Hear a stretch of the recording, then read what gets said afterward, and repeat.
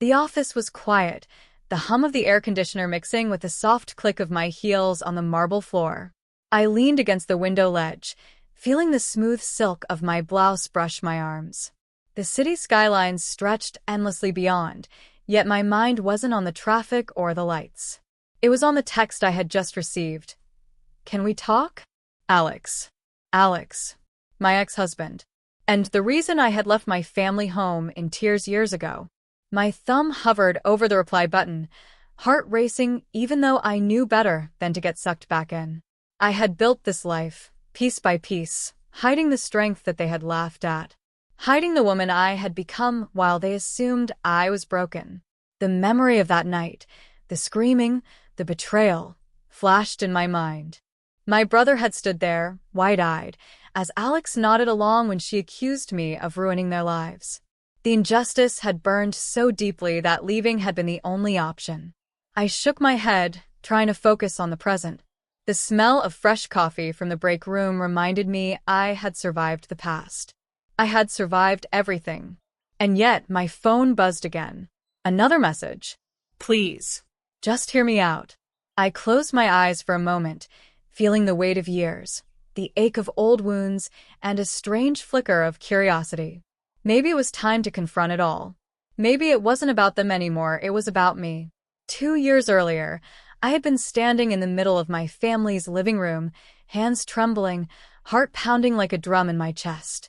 Alex, my husband at the time, had just turned to my brother, Jason, as if I were invisible. "She's ruined everything," Alex said sharply, his voice echoing in the room. "She's destroyed our lives, and we're left cleaning up the mess." I felt my stomach drop while rising.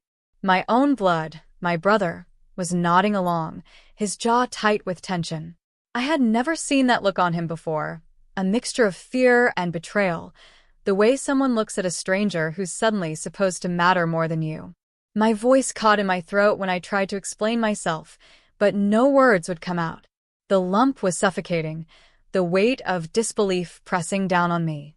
"You don't understand," I finally managed, voice breaking. I never wanted to hurt anyone." "Save it, Olivia," Alex snapped, turning away. "We're done listening."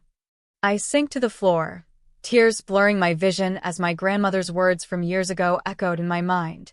Strength isn't loud. It's quiet, steady. It's knowing when to walk away. Clutching the small, silver locket she had given me, her last gift before she passed, I felt a strange warmth. That locket had been a symbol of her faith in me, a reminder that even when the world turned against me, I had the right to stand alone. And so I did. I packed a single suitcase, left a note on the kitchen counter, and walked out the door. The sound of my boots on the driveway seemed deafening, but each step was a reclamation of myself. I refused to let their judgment define me. That night, I didn't just leave the house. I left the person I had been forced to be. Vulnerable. Silenced. Dismissed. And in the quiet of the night, with only my grandmother's locket against my chest, I promised myself that someday they would see me, not the scared girl who had cried in the living room, but the woman I was destined to become. The first few months after leaving were the hardest. I rented a tiny apartment in a quiet neighborhood, walls bare except for the silver locket on my dresser, a constant reminder of my grandmother's faith in me. Every morning, I sat at the small kitchen table with a cup of coffee that never seemed strong enough and forced myself to write cover letters, send emails, and prove to the world that I wasn't broken. That's when I met Margaret Hayes, a seasoned marketing executive who ran her own consulting firm. She had a sharp gaze but a kind smile, the kind that sees potential where others see mistakes. I applied for an assistant position, thinking I'd only last a week before someone realized I wasn't ready. Instead, Margaret took one look at my ideas, my notes, my relentless drive, and said, "You're exactly who I need." The nights were long, filled with spreadsheets, client calls, and pitch decks. Self-doubt whispered in the corners of my mind. What if they find out I'm not enough? What if I fail? But each small victory strengthened me. My first client signed on after I stayed late to tweak a presentation until it sparkled. My first profitable project brought a check I couldn't believe was mine. I began saving, investing, and building a future I had never dared to imagine. I kept my successes quiet. Friends and family heard only the vaguest updates. I'm doing well, I would say, letting them assume whatever version of me they wanted. It was easier that way. Easier than watching Alex or Jason gloat. Easier than explaining why I had walked away from what they assumed I had ruined. I decorated my apartment with small luxuries, a velvet armchair by the window, framed prints of cities I wanted to visit, candles that smelled like bergamot and cedar. Each item was a symbol of the life I was quietly creating for myself, a life built not on approval, but on skill, perseverance, and self-respect. Margaret became more than a mentor.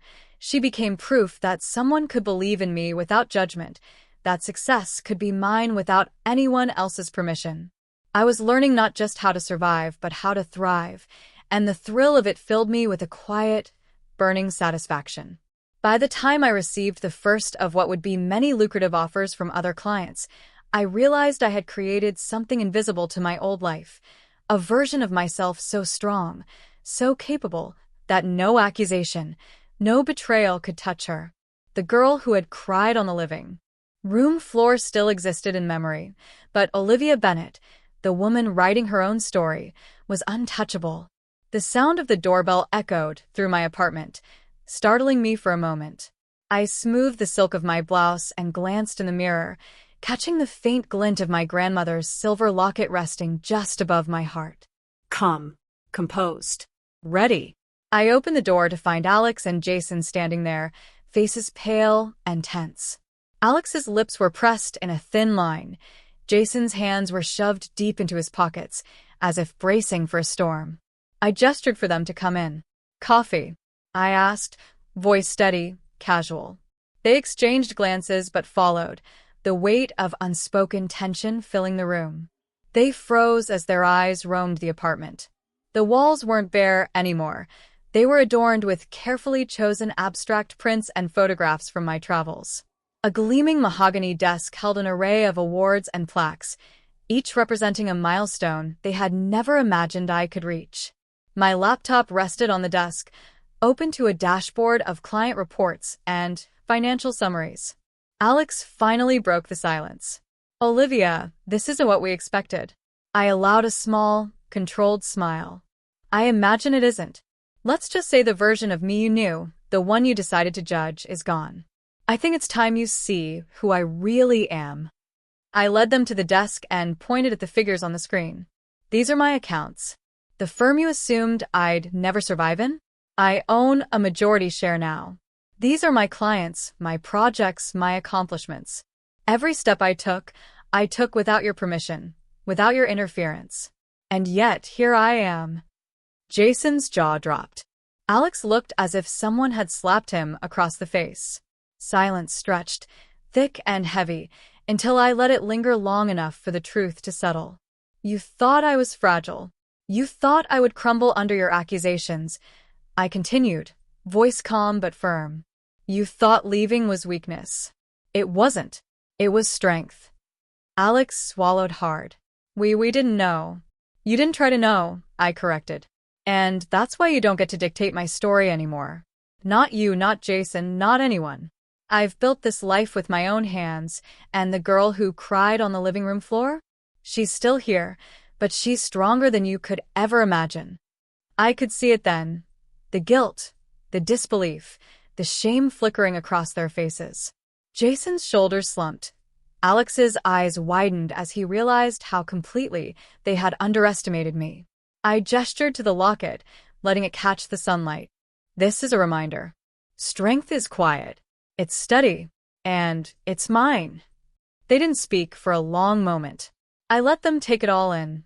The office, the life I had built, the woman I had become. Finally, I leaned back in my chair and said, softly but with authority, I wanted you to see me, not as someone who failed, but as someone who refused to be broken. And now, you're seeing the truth. The room was heavy with realization. I didn't gloat, didn't need to. The sheer weight of my presence, my accomplishments, and my quiet confidence said more than any words could. The room was quiet after my revelation, the weight of my success settling around us like a tangible presence. Alex and Jason looked lost, uncertain, but I didn't feel the need to soften the truth. I had nothing left to prove, except that boundaries mattered, and this time, I would enforce them. "Let me be clear," I began, my voice calm but unwavering. "I'm not here to punish you. I'm here to set the record straight and decide how, if at all, you are part of my life moving forward." Alex shifted nervously. "Olivia, we just want to make things right." I held up my hand. "I'm listening, but you need to understand, things can't go back to how they were. There are conditions, boundaries you must respect if you want any part of me or my life." Jason's eyes widened, bracing for the list, but I spoke with measured authority. First, honesty. No more lies, no more half-truths, no more using me as a scapegoat. If you want a relationship with me, it has to be genuine. Second, self-accountability. Alex, Jason, you need to own your choices and stop blaming others for the consequences. Growth begins when you stop projecting your failures. Third, respect for my independence. This life I've built is mine. I will not tolerate manipulation, guilt-tripping, or any attempt to control me. I walk my own path, and anyone in my life walks beside me, not in front or behind. Finally, I took a slow breath, letting the words sink in. And lastly, personal growth. Both of you need to find what fulfills you beyond your anger, resentment, and old habits. Chase your dreams, work on yourselves, but don't expect me to carry you emotionally, financially, or spiritually. Alex's face drained of color. Jason's lips trembled. For a moment, I wondered if they truly understood. Then I saw the flicker of acknowledgement in their eyes, a recognition that they had been wrong, that I had been right to leave. "I care about you both in my own way," I added, softening just slightly, "but I care more about me now. I've learned the hard way that love without respect is worthless. You get respect first. Everything else comes after." I paused, letting the room absorb the weight of my words. This was not vengeance, it was empowerment. I had been a victim once, silenced and dismissed, but no more. Now I had the upper hand, not to hurt them, but to protect myself and define the terms of any connection moving forward. They nodded slowly, the tension easing just enough to know that change, real change, could start here, but only if they were willing to meet me on my terms. I didn't need them to understand everything yet. They just needed to respect it. Weeks passed after the confrontation. The tension in the air slowly transformed into something quieter, more tentative. I noticed small changes. Jason called me to share a personal achievement, genuinely proud. Alex began attending therapy and took responsibility for past mistakes. They weren't perfect, but for the first time, I saw glimpses of accountability and growth. I sat in my office one evening, the city lights spilling across my desk. My grandmother's silver locket rested against my collarbone, a comforting weight. I traced its surface with my fingers, remembering the night I had left home, the lump in my throat, the tears that had seemed endless. That girl, frightened, dismissed, silenced, was still inside me, but she had grown into someone unshakable. My phone buzzed with a message from Margaret, checking in as always. I smiled, realizing how far I'd come, from the uncertain woman in that tiny apartment to someone running her own firm, respected by clients and peers alike. No one had handed me this life. I had built it, piece by piece, fueled by quiet determination and belief in myself. I thought about Alex and Jason. I didn't need them to apologize fully or understand everything I had endured. What mattered was that I had reclaimed my narrative, that I was no longer defined by their accusations or judgments. I had set the rules, and I had enforced them, proving to myself that love and family did not require sacrificing my dignity. The locket glinted as I leaned back in my chair. Strength is quiet. It's steady. My grandmother's words had guided me then, and they still guided me now. I took a deep breath, letting the weight of triumph, forgiveness, and self-respect settle in my chest. For the first time in years, I felt complete.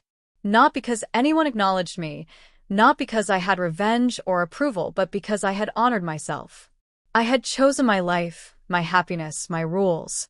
And with that, I whispered to no one but myself, a statement that felt like the culmination of every struggle, every tear, every late night. I am not the girl you left behind. I am the woman who refused to be broken, and I am unstoppable.